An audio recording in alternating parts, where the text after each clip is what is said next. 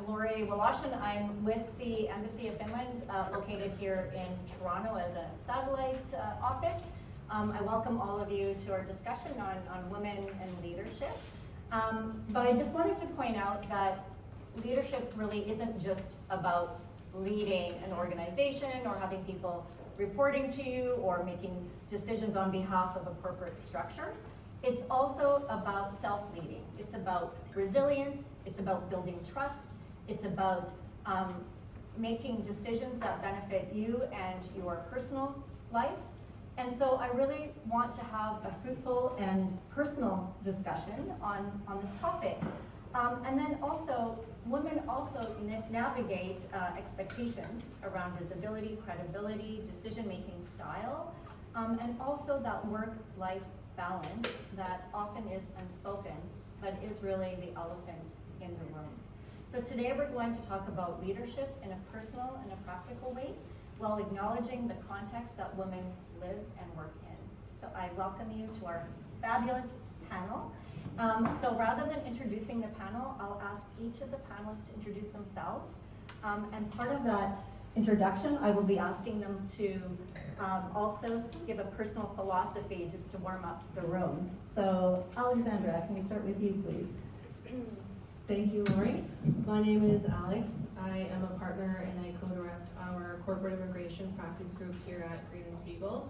We are a boutique immigration law firm, so we eat, sleep, breathe immigration law and citizenship, anything that you can think of that deals with global mobility, entering and staying in Canada, all the way from helping companies bring in their global workforce, hiring new people to come in, personal immigration issues, sponsorships, issues with criminality, being asked to leave the country, deportations, litigation, all of that. So we have an amazing group of lawyers here who handle all of those issues, and I've been here my entire career, post-law school. That's who I am. A personal philosophy, I think, lead with positivity. I think positivity is infectious, and if you show the people that you work with that you have their back and you're going to be supporting them if they make a mistake and vice versa, that's going to bring the team together and make everyone feel like they are truly part of a team. That's something I learned from my leadership here, with people who taught me and who were my mentors, the managing partners coming up. If I made a mistake, and there's been a few, they never blamed me. They said, what's the solution? How do we fix it? Let's do that together. So, that was a lovely share. I'm Jazz, and I'm really honored to be here amongst all of you. I'm a physiotherapist. I've been practicing for 25 years, and I have my own private practice, multidisciplinary clinic in South Etobicoke. And as of this week, I just completed my master's in counseling psychology. And I'm a proud single mom of 2 beautiful kids who inspire me daily. And I have a simple philosophy of life, and it's just to be kind. Be kind, and don't underestimate the power of wine and chocolate. Double yes. Hi everyone, I'm so honored to be here tonight with all of the guests here and all the panelists, and you, Lori. Thank you for having me. It's going to be an amazing conversation, and if it's not, money back. Who's in charge of treasury? So my name is Izabela Kvesic. I am a CEO and a co-founder of a company called Blue Water Performance. It's a consulting firm, and we work with small and medium-sized businesses, helping them level up their business in sales, marketing, and strategy. I'm also an executive coach and a life coach, so I work with business leaders. I would say, someone asked me today, do you work with men? Yes, mostly women though. They just seem to gravitate to me. So 80% of my work is with women. And I help them them with their visibility, elevating their personal brand. I also have a global membership called She Source Collective, where I coach every week to help women grow their businesses. I'm a podcast host, the Mindful Entrepreneur Talks. You'll find me on all the different channels, so whatever you're listening. Also, my book is about to come out, so that's super exciting. And my philosophy is actually rooted in, I used to do a lot of karate and martial arts. I used to be a competitive kickboxer, believe it or not, so don't get on my bad side. But it's rooted in Bruce Lee. Who knows Bruce Lee? Oh, Yes, right? And he always said, and this is one of the reasons we called our company Blue Water. So he always said, just be like water. Things will always be thrown your way. There is always change, we know it's constant, but if you're like water, think about river, right? When the tree falls, rock falls into it, it will find its way. So when we can not grasp so tight and we just can let it go, no matter what happens, and when you're being like water, you can overcome anything that comes your way. So, yeah, be like water. Thank you. Hello, I'm Kristina, and I'm also very honored to be here with these amazing ladies. So I call myself a soulful mentor and coach, and I'm actually an ex-management consultant. For about 25 years, I had my own consulting firm. So I worked with strategic marketing consulting in the global steel industry, very internationally. I did that, and in parallel, I was very, very involved in the world of personal growth, transformation, healing, spirituality, yoga, shamanism, that whole world. And a couple of years ago, I decided to close my consulting firm because it just didn't agree with me anymore. And so I'm semi-retired, but today I work with, as a mentor with young professional women, supporting them, empowering them, and giving them the tools to be the best. And my philosophy, like, I'm a huge believer in self-care.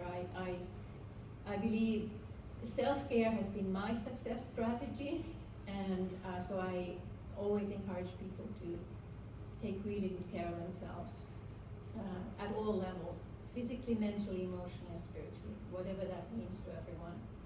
And then I also believe that clarity of thought and clarity of intention is very, very important. That brings results when you know what you're doing and why. Thank you. Thank you so much. Thank you all the ladies. Most of you know me already, but officially my name is Marika Arovuo. I am the founder of a digital marketing company called Grid Online, as well as the president of the Canada-Finland Chamber of Commerce.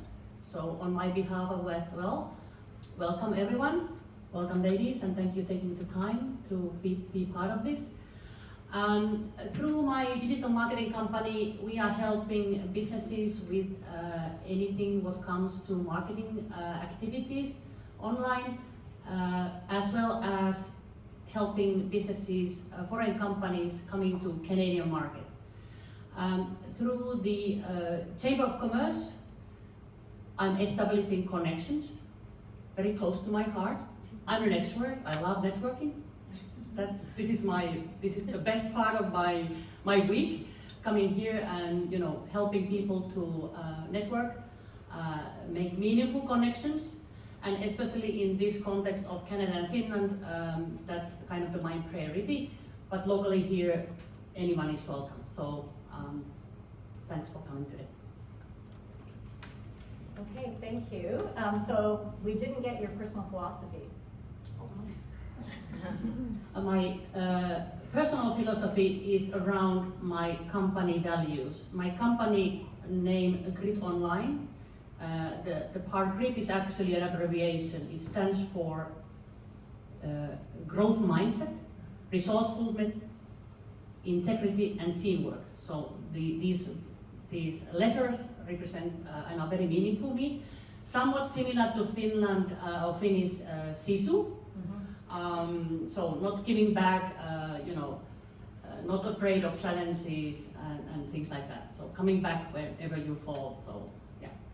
I love hearing all the different personal philosophies and how they are different, but they do tie in as well. And it's really about positivity and connection to self-care and determination. And I love the water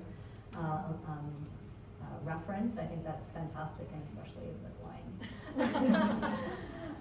Okay, so to kick it off, I'd love you all to provide me, so this is just a rapid fire quick question. What's a strength that you rely on more today than you did earlier in your career? And I'm talking like no more than 15 seconds. I can start Yeah. since I have the mic. I think carefully before I say yes, knowing that it may mean that I say no to something else. That's very important. So I would say my personal boundaries are way stronger now than they were when I was, early in my career. Growth mindset. I come from very humble background, being a farmer's daughter. I didn't think very highly of myself initially until I started to challenge myself. And then I learned sky is the limit, or not even sky is the limit. Challenge yourself and you grow. And if you asked me this 6 years ago, when I was still in my corporate role, it would be a very different answer. So we're talking about strength right now. Honestly, it's being able to sit in silence and listening to your intuition. Back in the day, the 20 plus year corporate, I would have the best strategy, the best plan, overthinking. Now I really listen to my intuition, my heart, my soul. I meditate, I ask questions, and then I zip it. And I sit in silence, and whatever comes, it's usually the answer. Love that. For me, the strength, I would say, would be my ability to lean into change with less fear. There was a point where safety seemed like security, a safe house, and then I realized there was no growth in that. And once I learned to lean into change, that's where the magic happens, and it's not scary after all. Being direct and intentional in the way that I communicate what I'm thinking or my recommendations. I do that now more than ever before because I have built that ability over years, and I wish I had been doing that the entire time. So, Great tips, thank you. So now we're going to segue into leadership and your own leadership journey. So keeping that framework in mind, that it's also your own personal resilience, your ability to make decisions and to grow and challenge yourself. So I'm like, it's amazing you have the mic because the first question is to you, Alex. So you've built your entire career here at this law firm. You've articled here, now you're a partner, congratulations. And so what has helped you stand out along the way? And what advice would you give to someone growing within their own organization? And it does not have to be within a law organization as well. well, I mean, from the legal perspective, our entire job is truly problem solving. So what helped me stand out here was always coming to the table with a pre-thought out solution. I would never go to, a supervising lawyer and say, what do you think? Without first having thought through my own solution, done my own research, and brought that to the table. And it's something that I preach now. If somebody asks me, well, how can I be a successful articling student? How can I succeed here as a lawyer? I say, do your own research, take the time. Your job is to make the person above you's job easier, not the other way around. So that's probably the key thing that I stood out for. Just being solutions focused, problem solving, analytical. And the advice that I would give to somebody trying to grow within an organization, it's actually not so much about growing within the organization. I would say it's about growing outside the organization. So putting yourself out there into the broader community, building connections over time. Networking is it's not transactional, it's about building real relationships and developing trust through those relationships and through seeing the same people again and them seeing you in different settings, and maybe hearing about other positive experiences other people have had with you. So I think if you invest 5+ years in that as somebody who's coming up in an organization, by the time you hit that 5-year mark, you will see that you have built these fantastic connections, and that will become valuable within your organization. I think you've tapped upon all of the themes that I wanted to. We're done. Well done. My job is finished. And again, so awesome that the mic is now going to be passed over to Jazz. So my next question is directed to you, Jazz. So you've gone from being a practitioner as a physiotherapist onto owning your own business. Can you talk us a little, or tell us a little bit about that mindset shift in order to make that happen? One of the main mindset shift that I had to embrace was that I can't do everything on my own. I can't wear all the different hats of marketing, networking, treating patients, and also being with my loved ones. And so growing up, it was all about control, and I realized what a control freak I was. And then realizing there was no growth in that. But once I was able to delegate the key aspects of running a business to people who I trusted, I created this vast space in which I could show up authentically to where I shine, right? So that would be my creativity, my vision, making space to be with my children. So it freed up not just my mental space or my physical, but my spiritual and emotional space as well. So letting go of the control, as hard as it was, opened up so many different opportunities for me to be present in so many different ways. Thank you. Yeah, you're welcome. Yeah, thanks. Okay, so now we're going to shift over to Kristina.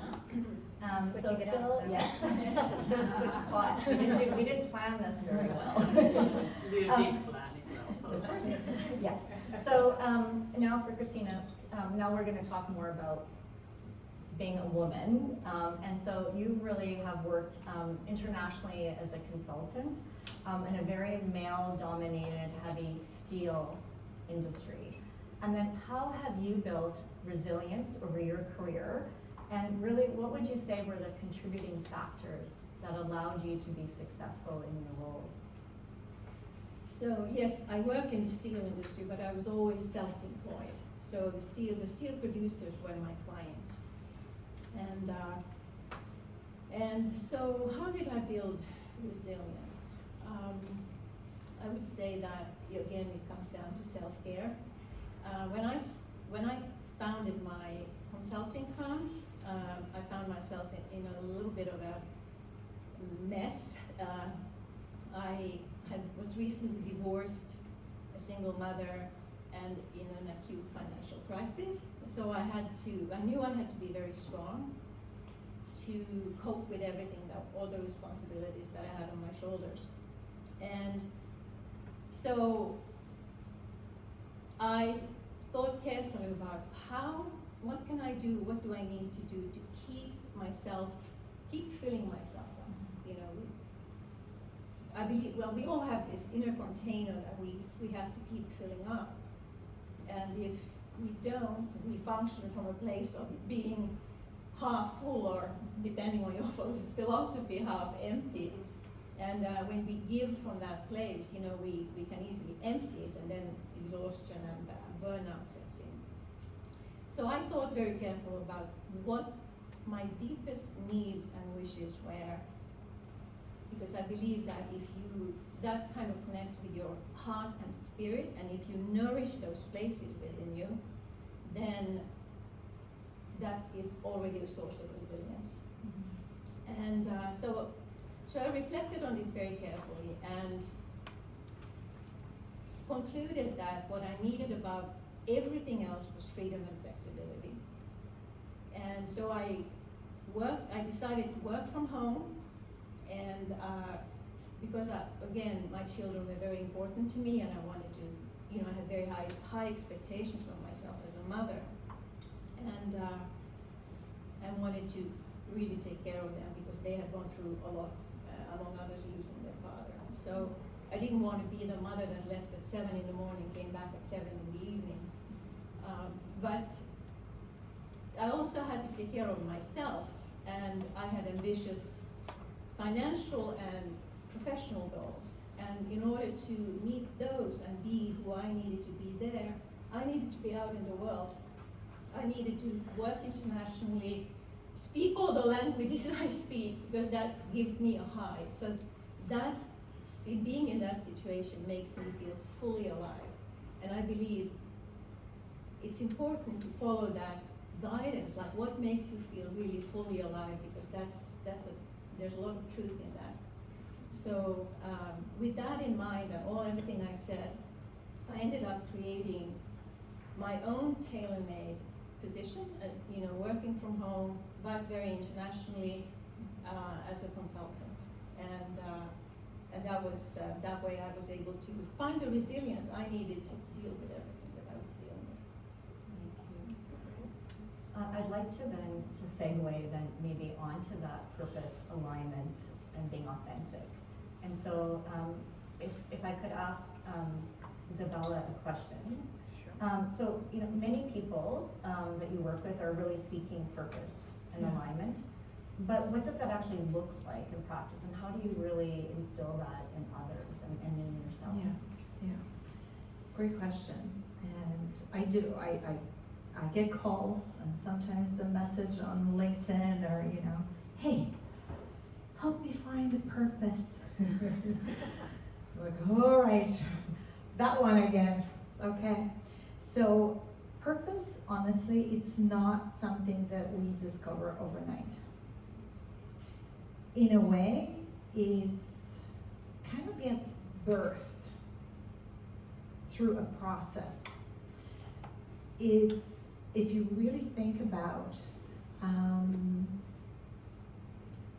because this is very recent, question I received. It's even when you think about what excites you, what brings you that passion, that fire, what do people come to you for? We dismiss it, because usually that genius that we have, we don't see it as genius. I know a few of you here in the room, and I know, it's when it comes to you so easy that we underestimate our own power. That is your genius. And my wish, and also a challenge to all of you in the audience today, is lean into it. Start paying attention to what do people actually come to me for? Who do you serve? What brings you that excitement? Because it's that evolution, and I call it like you're giving birth to it, because it's not like you just discover it overnight. It kind of finds you, right? There is like those whispers, and right? I know we talked about a little bit of woo, a little bit of magic, right? So just start paying attention, and don't underestimate your gifts, your superpowers. And when you're like, oh, it's easy. The other day it was something, someone's like, oh, this, I'm like, no, tech is not easy. It's easy to you because that is your genius. So if we just can lean into it and honor it, and then start asking questions, whether you monetize it or not, or volunteer, right? And then alignment on the other side is really thinking through the lens of does that feel good? Right? Does it feel honest? Does it feel real to me? Does this actually reflect my values? And usually alignment is not easy. And I know because I was there 6 years ago when I was in my dream job. What I thought was a dream job, working on brands like Dove and Degree and Axe, who knows these brands? Breyer, Lipton, Knorr, yeah, all the brands. Amazing. Yet, my soul was missing something. I found myself crying and I'm like, this can't be it. And alignment asks of us make difficult decisions and takes lots of courage. So it's not about making something look good on paper, but really making it feel good in our hearts and make it mean something. And it doesn't have to mean anything to anyone but to you. It's honoring your soul and your heart and your dreams. That's alignment. I hope someone's taking notes, because I sure want to be where I'm gonna go. Oh, this is recorded. Excellent. Did you click start? Restart. Good evening, everyone. It feels beautiful. Yes, it's a fantastic messaging, and thank you for that. I do want to go back to Kristina then as well, and really playing on that alignment and being authentic. And I think that really taps in because you had mentioned your own personal journey and your struggles, and being in this very traditionally male-dominated industry. So how were you able to be your authentic self and still rise as you Yes, did? yes. Well, I think in the corporate world, I think women have to prove themselves a little more than men. So I think the first that gave me a good start was that I had this A starting my hand, all my languages, that gave me a certain credibility and authority in the very beginning. That was when I was, employed. I used to work at a steel producer in France before I came to Canada. And but when I started my consulting firm, I have this core belief that's like deeply rooted within me, that as women we are enough exactly as we are, and it's by being deeply connected to our feminine authenticity that's where we find our confidence, our inner strength, and our true power. So then when I had dealings with the steel industry, visited clients and so on, I saw women who believed that they had to act like men to be successful. But then, you also saw women who were more comfortable with their femininity, and everyone has their journey, they have to figure things out. But in my own case, this belief that I have, which is foundation in my life, was my. It's from there that I built my career, and a lot of excuse me, a lot of the work that I did required in-depth interviews. And actually, let me backtrack. Obviously, as a consultant, we have so-called masculine traits and feminine traits. And as a consultant, you have to have the so-called masculine traits. You have to be efficient, you have to be effective, productive, driven, goal-oriented, and so on. But bringing this feminine authenticity into the picture, I very much embrace my feminine traits. I have a very developed intuition, I'm sensitive, emotional awareness, all these traits. And I found that when because I was working from, I had my own business, I didn't have to fit in company culture. I didn't feel any pressure as such to fit in at a company. I just did my own thing. So I did a lot of experimenting, and I noticed that when I integrated both my masculine and feminine traits, like I just noticed this ease that came from that, and how my communication with people was just much easier. And especially in these in-depth interviews that I did, excuse me, I have a bit of allergy and it's acting up. I mean, my work involved often, traveling all over the world and interviewing 80 companies, 80 people I had never met on behalf of my clients. So relationship building was extremely important. And I noticed that when I used my feminine traits and also, like I had a little trick, 10 minutes, before the meeting, I would sit in the car for 5 to 10 minutes and I'd do this meditation. And I knew that that was my most powerful business tool.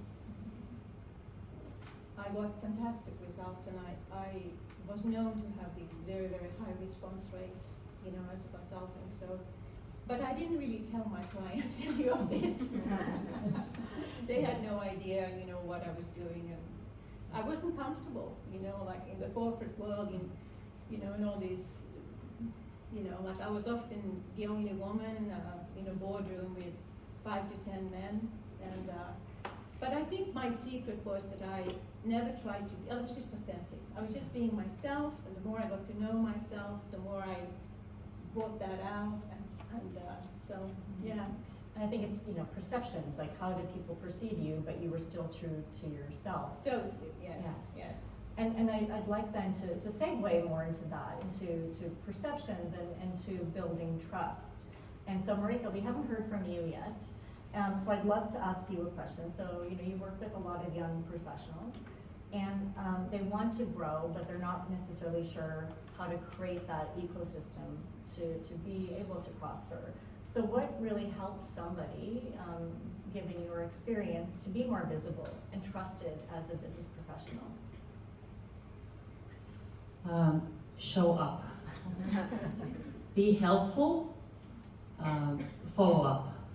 So simple things, if you are, like Alexandra mentioned, preparing for a meeting, be efficient, be prepared, communicate well, and really show up in a way that people start to rely on you. You don't necessarily need to be in a leadership position to become a leader in your organization. There is a very famous book called Linchpin. So you can become an entrepreneur within an organization as well, and so those traits that are required. I would refer to them: being resourceful, helpful, show up, and becoming a reliable person to go to.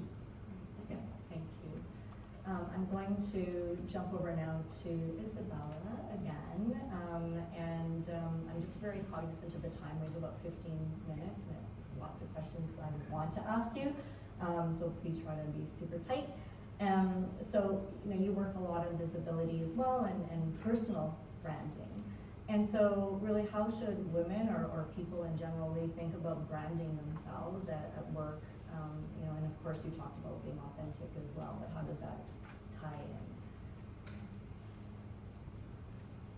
Okay, let me ask everyone here, who thinks having a powerful personal brand is important? Okay, so those of you who didn't put your hands up, next time when I ask this question, who thinks personal brand is important? All of you. Yes. Thank you. So please, if you don't have right now any visibility, it's time to start. Visibility is your power. Visibility, I know sometimes people think it's maybe a vanity factor, but it's actually rooted in service. It's freaking difficult to show up, right? People will judge you, right? We're humans. So overcoming that fear is the most difficult thing to do. And I truly believe if you reframe your mindset, so whatever is stopping you right now, and if you see it, that visibility is service, you will do yourself a huge favor in the future. I know that I wish I had a coach, not just like me, but any coach that would have told me, please start to show up, because right now, like I know even, I think our business Instagram, if you don't follow, we are Blue Water, or connect with me on LinkedIn. I didn't have social media. I'm a quite private person, and I don't show everything. I show what I feel is right, so there's no pressure. But I think honestly, I would have had like 1 million followers by now. I only started a couple years ago. And between, I probably have 10,000, and I need to be more consistent, but it's so powerful because, whether you're in a corporate world or whether you're running one business, as you're growing your visibility, you're growing your audience. Whether tomorrow you wake up, you decide to start another business, whether you wake up and you start a podcast, whether you wake up and you write a book, you already have that audience. So if you think about visibility more about being of service to others, thinking about how can you show up in value, it's about sharing a perspective, because sometimes I get asked a question like, where do I start? Think about what do you want to be known for, and what is important to you, and what impact are you trying to make? And start sharing, whether it's a tip, an article, or resharing someone else's article with your thought. This is how thought leadership is born. By deciding, because I often get asked, it's like, how do I become more confident? You become more confident by doing, by taking action and deciding I am a leader, I have a voice, my voice matters, I have a message, I have a perspective that I would like to share, because I know I can create impact. And when you do that, you show others what is possible, and you give others permission to change the world. And it starts with you. So my challenge, I love giving challenges, have you noticed? My challenge to you, instead of being an observer, social media, when you pick up the phone, how can I make someone's day? How can I add value to one person? I know the first time I shared my video, I was like chicken shit. I actually didn't share it to everyone. I just posted it in a story because I knew it would disappear in 24 hours. There was a message in about a few hours. Izabela, I had a very, very hard day. What you said in that video just made my day. Thank you for being you. I'm like, oh my gosh, right? So think about that one person, and that person, her name, and she will be noted in my book. She's Polish, but her name is Marika. And sometimes we just need that one person. So don't be overwhelmed thinking about, oh, 1 million people are gonna think, who cares? Tap into your mission and your why, and start changing the world, one person at a time. That's it. Thank you. Great. Okay, so Jazz, back to you.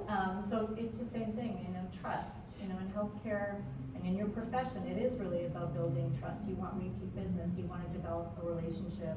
And so how have you built trust so that you do have long-time customers and a community that you're a part of? Yeah, thank you for the question. I love all my patients. They're like family to me, and I think for the trust aspect, it's quite simple. I just have to be present.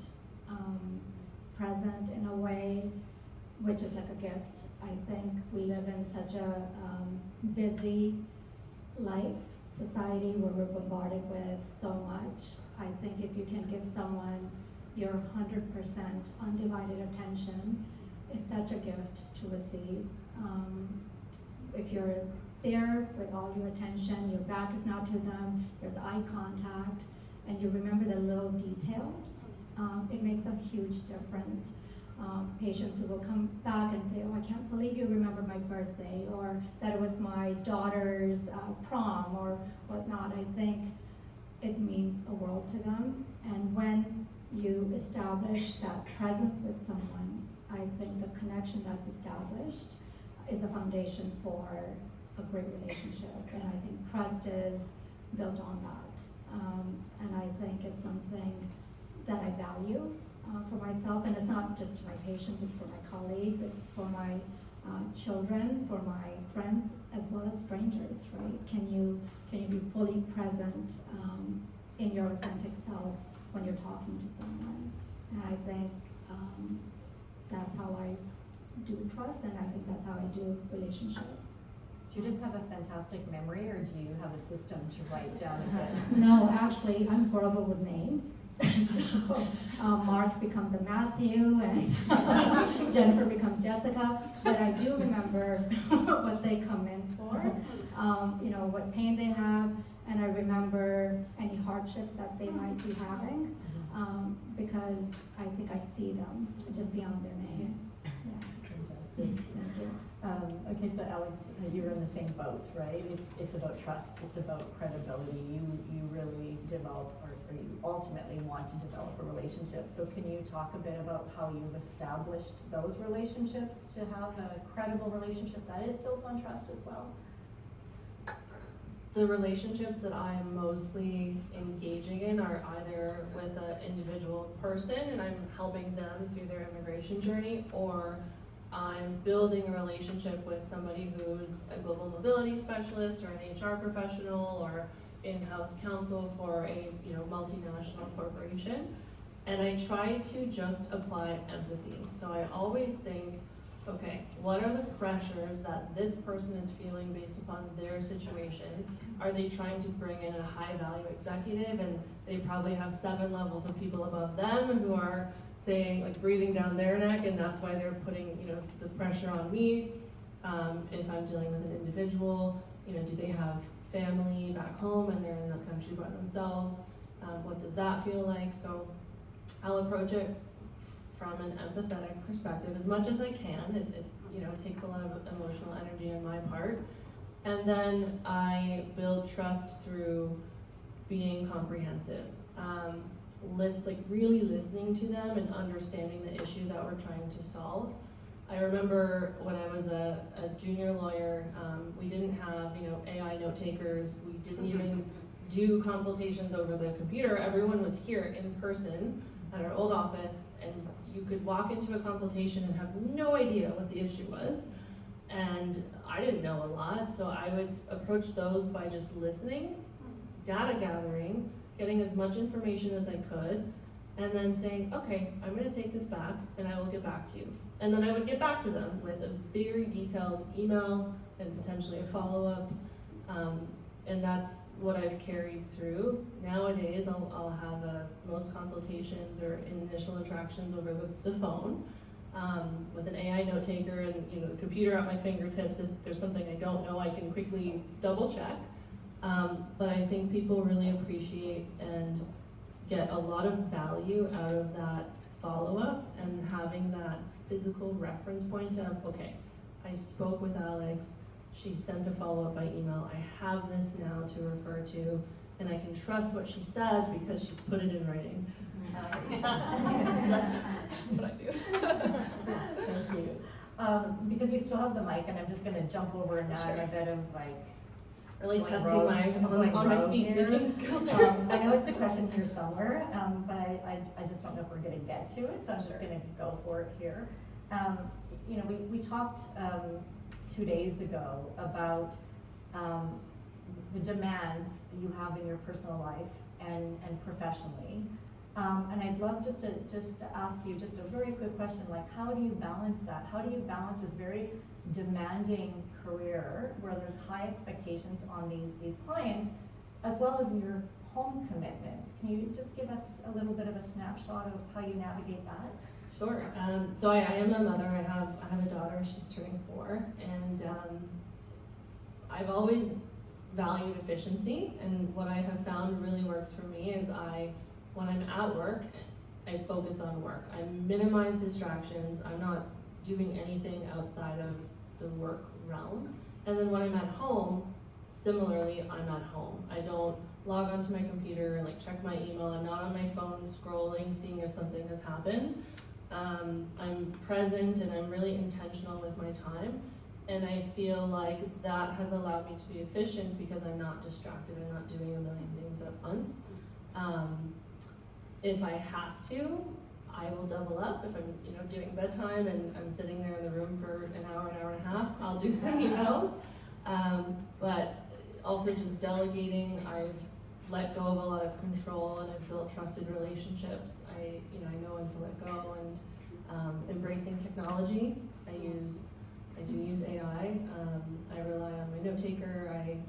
I use Copilot to help me draft LinkedIn posts and then obviously personalize them, and that's been a really great tool. Perfect, thank you. So then we're going to segue to that, to trust and relationship building, and somehow you have to toss the mic over to Marika. So Marika, you bring people together through your work, and what is your approach then to go beyond just developing a transactional relationship to a really committed long-term relationship where people will turn to you for advice and they trust the answers that you're going to give? First of all, something that Alexandra also mentioned in one of her answers was that not to treat for example, networking transactional, but learn that it will take time to build a relationship and the trust. But in my case, I'm known to be an action taker. People come to me when things need to happen. Maybe that's part of the reason I'm in this role as well. Even though I enjoy it enormously, I can make things happen.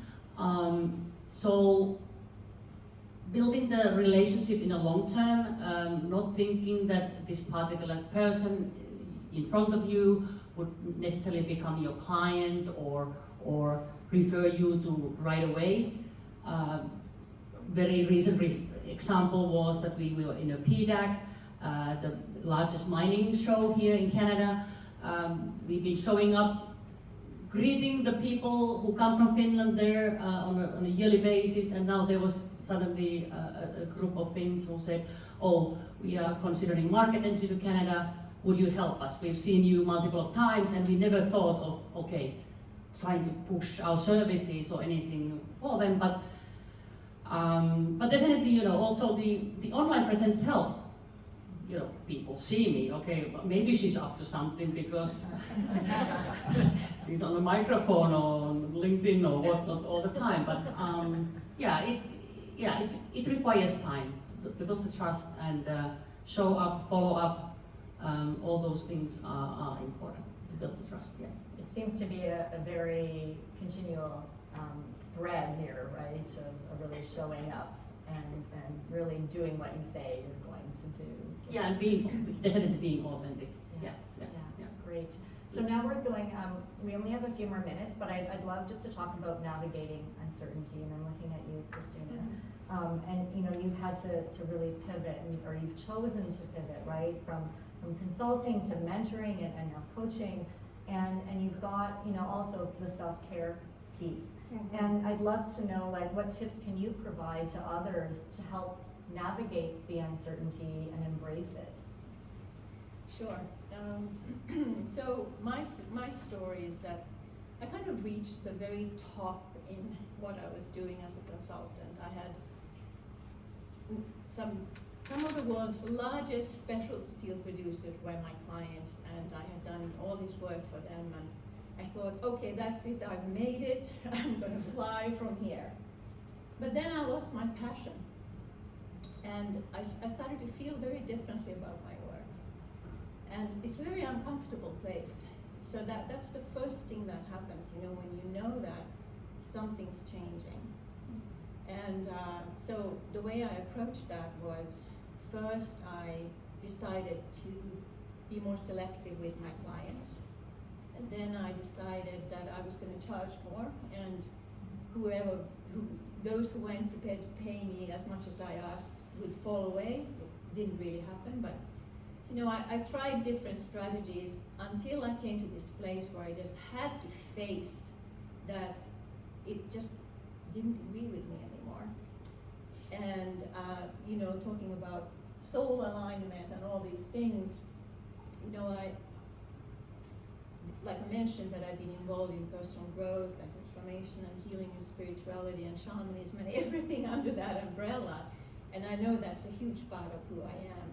And I had to kind of recognize this and make some decisions based on that. So I think when you come to this place where you know that you have to reinvent yourself or change, two very important things. Sometimes in life you have to push yourself. You have goals, you have you desired outcomes, so you have to challenge yourself, you have to really go for it, which I think is very much you, Marika. But then there are also times in life when especially when you go through change, where you absolutely should not push. You should allow. And allow whatever, it's a bit like being pregnant, like something's cooking and you just have to allow yourself the time for it to emerge. And but it's an uncomfortable process. So, sorry, I'm speaking here. And like what I think when you go through these changes, you need a lot of stillness, time in stillness, quiet time to reflect and really listen deeply and truly hear, your inner guidance, which I think we all have. And one practical tool that I use is that I write things down, and I write, this is what I know I want, and then this is what I think I want, and this is what I absolutely do not want. And separating these things provides a certain clarity already.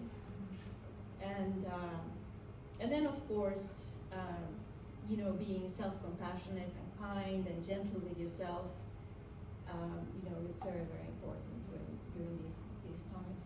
Fantastic. Yeah. And then of course, getting some help and support, from someone that you trust, a mentor, a coach, maybe sometimes a therapist.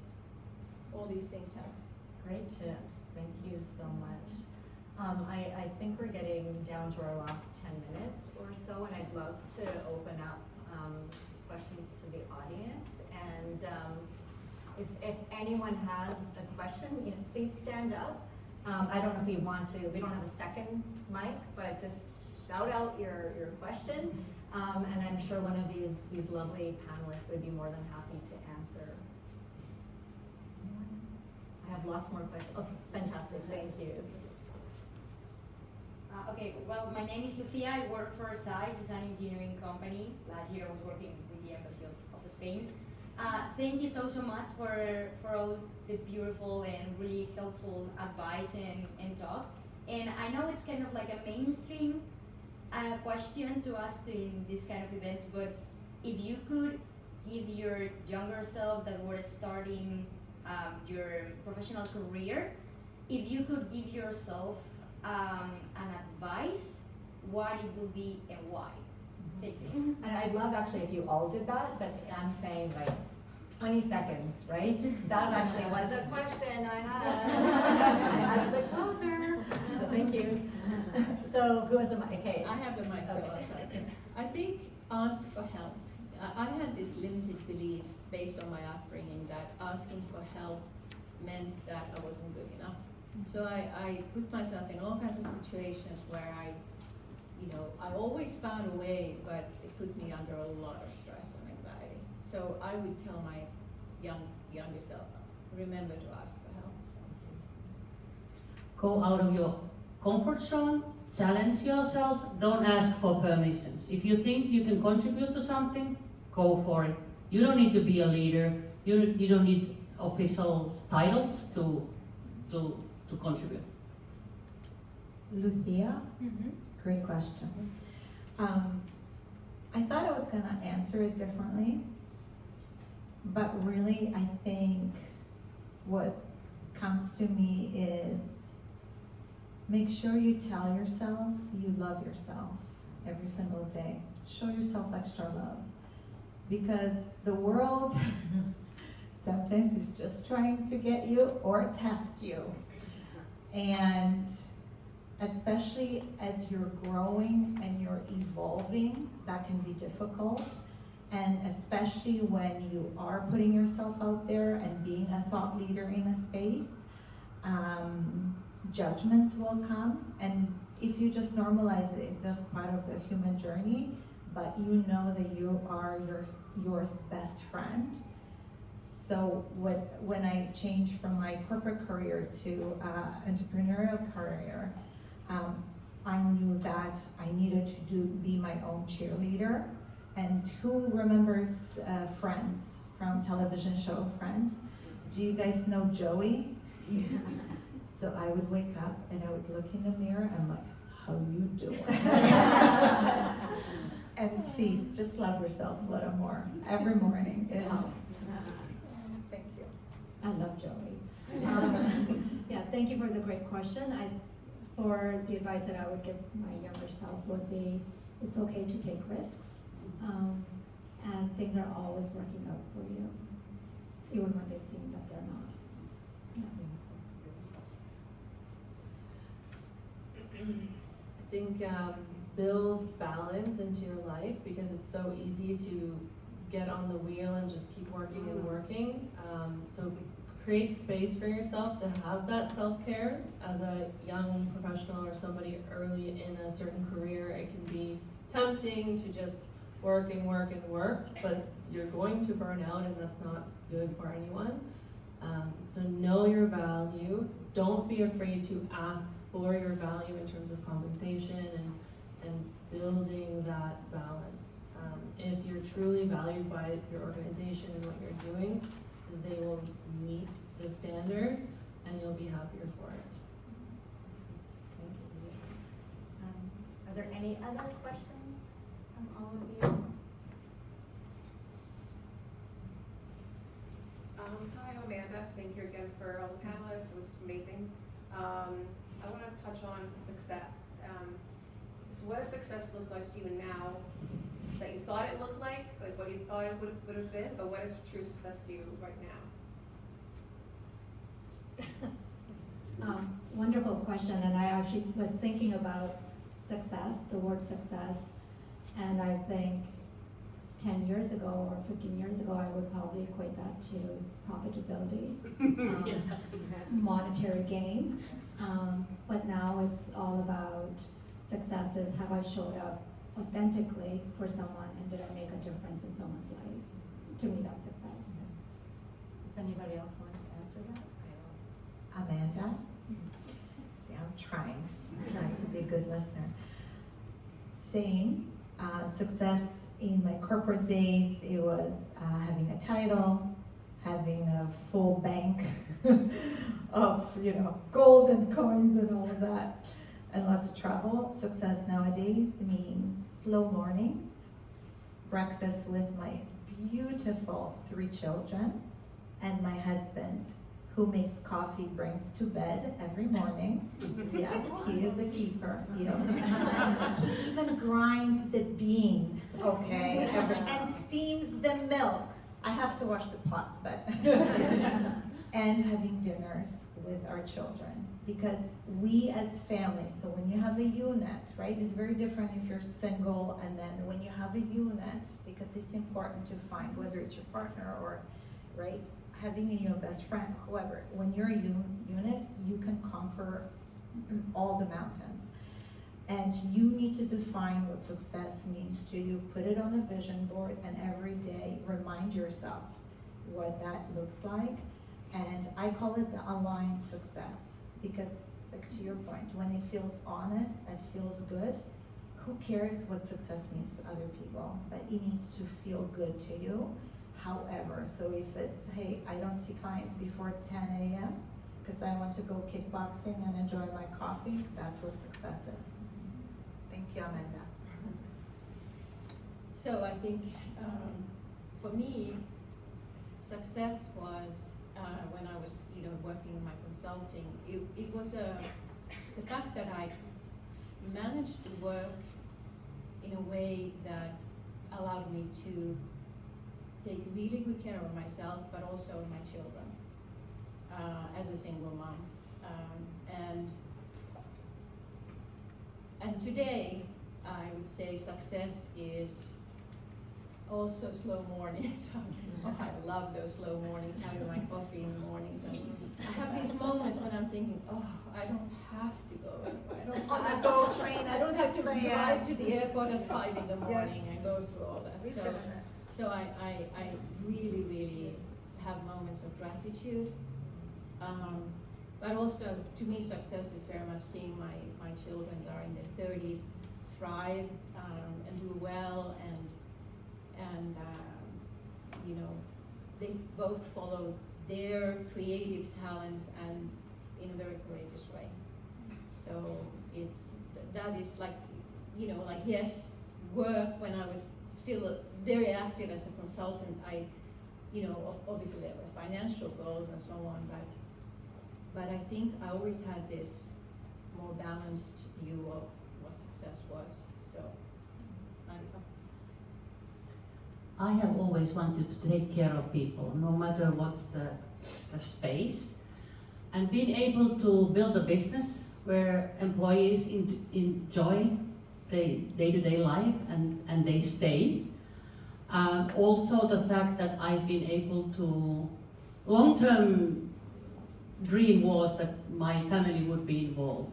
And now, out of us 4 family members, 3 of us are working full-time for the same business, and the 4th one, who is still studying, you've seen him, Elias, he's chipping in where he can. So kind of seeing them to, even though seeing through the entrepreneurial journey of mom initially, and maybe still working pretty much all the time, but then still being able to them to see, okay, this is the trait they want to follow on, this is the path they want to follow. So now, at least initially being part of the business, but someday they will spin off and have their own. So yeah, that's something I see as a success.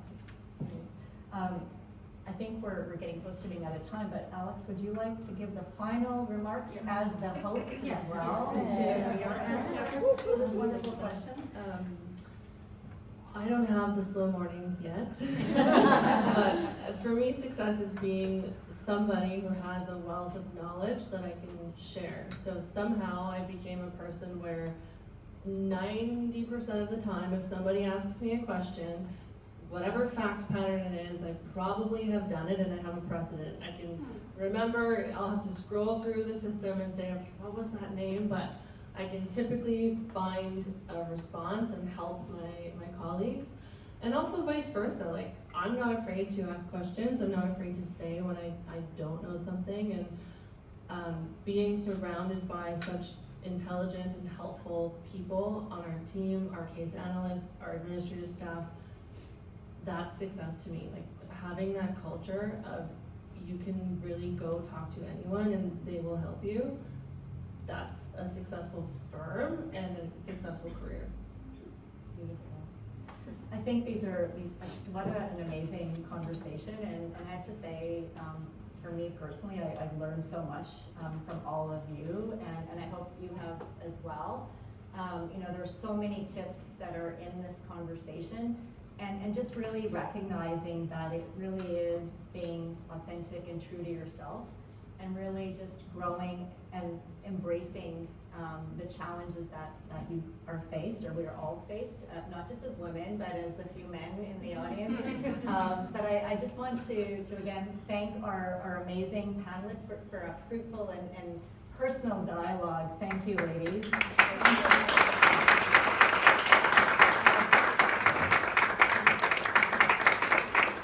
And And also thank you to Marika and the Finnish Chamber of Commerce for organizing this event and for Green and Spiegel for hosting us today. Thank you both. And so now I would love to invite you to have more personal conversations with our panelists and enjoy the lovely food and drinks that are provided. And once again, thank you for joining us.